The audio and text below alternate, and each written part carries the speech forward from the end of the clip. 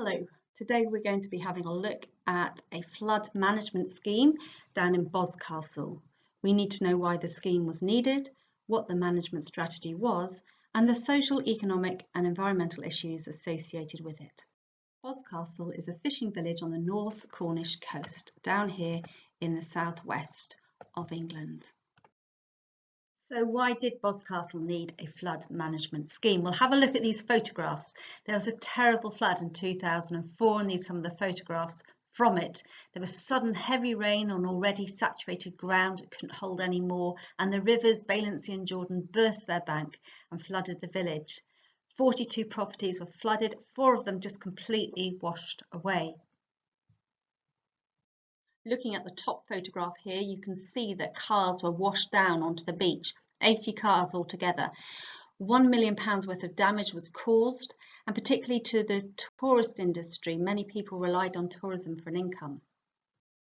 Secondly, the valley itself around Boscastle is very susceptible to flooding. Have a look at this OS map and see if you can come up with 2 ideas about why Boscastle might be particularly prone to flooding.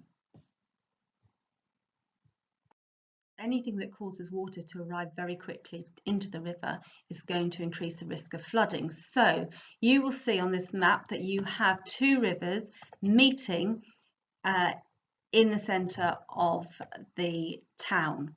The River Jordan from the south, the River Valency from the east. So if there is a lot of rainfall, the water in both those rivers is going to be high, and it's going to be especially high in the centre of town. You will also have noticed that the sides of the valley are very steep. The contour lines are very close together. So there's going to be more surface runoff and not enough time for infiltration. That is the quick way that water gets to a river. A lot of the valley has been built on, so concrete, pavements, driveways, houses, they don't allow infiltration of the water. So again, you're going to get a lot of surface runoff, a lot of water arriving in the river very quickly after rainfall. The north side of the river is less vegetated than the south. Vegetation, trees tend to intercept rain and stop it reaching the ground, and also helps infiltration of water into the ground.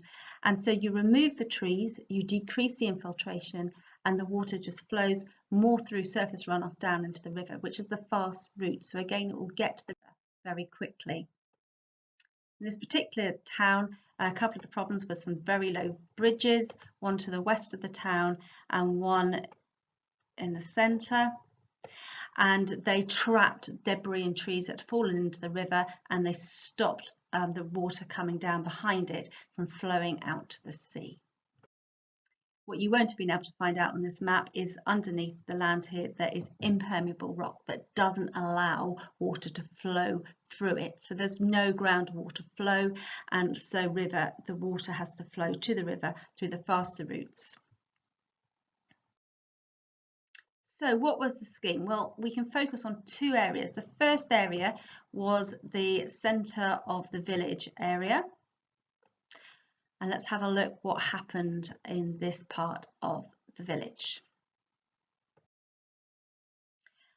Well, you can see the river channel. Now what's happened, it's been widened where possible. It wasn't always possible because there are some beautiful little houses in the way. They didn't want to destroy the character of the village, but certainly the channel was deepened, so the capacity to hold water in flood was increased. And even though this was hard engineering, they did soften it. You can see on the right hand picture in particular, you've got lovely plants that are growing there now, creating habitats for wildlife. The bridges were enlarged, so the bridge on the right hand side photograph, that's the main bridge in the town, and it's been built quite sympathetically to the older bridge that was there, but it's wider and higher so water can pass underneath and debris is not going to get trapped as the old bridge trapped it. The left-hand photograph, you can see this is the bridge further down near the sea. It's a lot more modern in its construction. Some people love it, some people don't. But again, it's wide, it's high, it's going to let water through. Also, a flood alleviation channel was built to divert water away from the River Jordan if necessary. And you can see in this photograph the culvert where the water from this alleviation channel enters into the River Valency further downstream than it would otherwise join the river. So the second area that was looked at was the area to the east of the village. You can see the green area there is where the tourists, there's a big car park with the tourist park. And let's see what they've done here. So first of all, they moved the car park back. The car park used to be here along by the river, but they've moved it back inland and raised it so that if there was a flood, first of all, the cars wouldn't be damaged, and secondly, the cars wouldn't clog up the river. Where the car park was, they've lowered it, and they've made what is a nice walkway, picnic spot for visitors most of the year. But if there is a flood, this area could also flood and hold some of the water, preventing it from reaching the town quite so quickly, making a little temporary reservoir.